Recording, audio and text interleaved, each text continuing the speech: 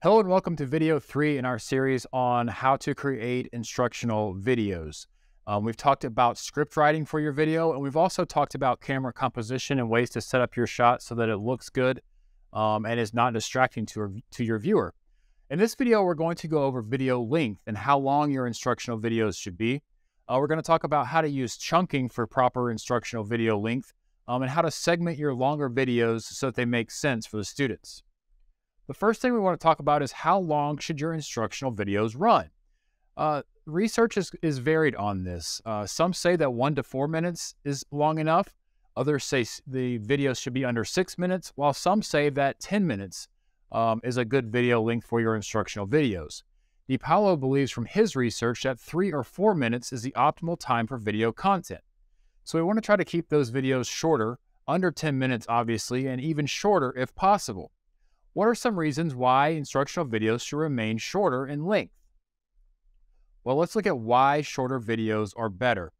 Research has shown that students that are forced to watch longer videos often have mental stray from what the video is talking about. When videos are kept to a shorter distance, it limits that mental stray that students have. There's also decreased retention when you start looking at longer videos.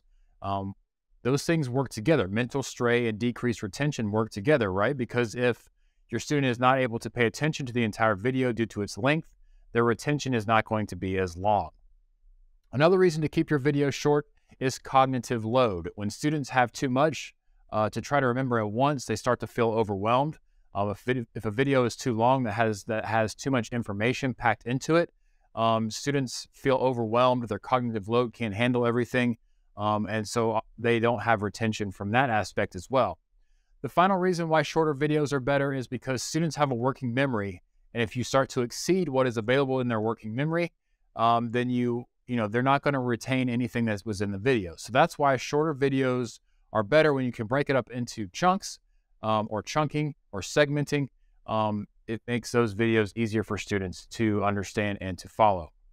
Now remember, when students are watching a video, they are processing two different channels. They're processing both audio and video.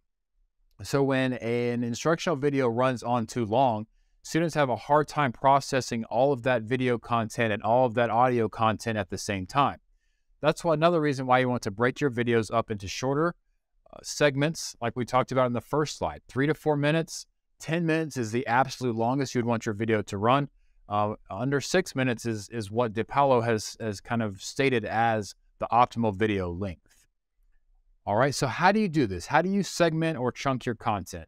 You want to reduce the mental effort that it takes to process a video. Okay, so you want to have your videos shorter so that students have less mental effort to put into processing the video so that they can really focus on the content. When your video is segmented or chunked, it's an easier learning experience for students. When you think about a lecture, you're going into a lecture hall, you're going to be up there for 50 minutes, you're going to be up there for an hour and 15 minutes. Your videos don't need to be that long. Your videos should be broken up by what sorts of content they have in them, by objectives, by instructional goals. You want to break those videos up because when you're standing in front of a class, you have back and forth with your students over that 50 minutes, right? There's an opportunity for questions. There's an opportunity for, little asides, little jokes, those types of things. When you're making a video, students really want to just watch the video and move forward. They want to be able to process what you're talking about in a short time frame. Okay. Shorter videos or chunking videos has shown to improve knowledge transition. Students being able to take one concept from one thing and transfer it on to another. Shorter videos also give students control over the flow of new information. So if you put 50 minutes worth of content in one video, students don't have control over what they can watch. They can fast forward, they can skip forward, but then they're missing content. So when you're able to put it into separate videos, students can pick and choose what they want to watch first, and that's going to help increase their retention of that content. All right, so how do we shorten those videos? The first thing is weeding. So you want to take out any unnecessary content. You don't want to put music behind it because, again, students are processing audio and video content at the same time. So you don't want to add in extra content they're having to process.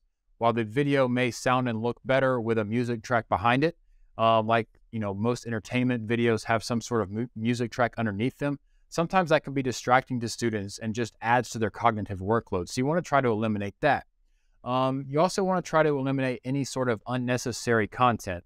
You don't want to go off on tangents. You don't want to, tell a lot of jokes, right? You want to try to keep their attention, but at the same time, you want to get to the point. You want to get through these things so that your video can remain shorter.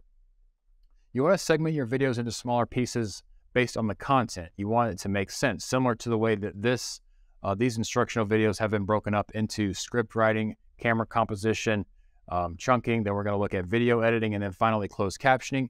So you want to kind of segment those videos based on the content or based on the instructional goals that the video has.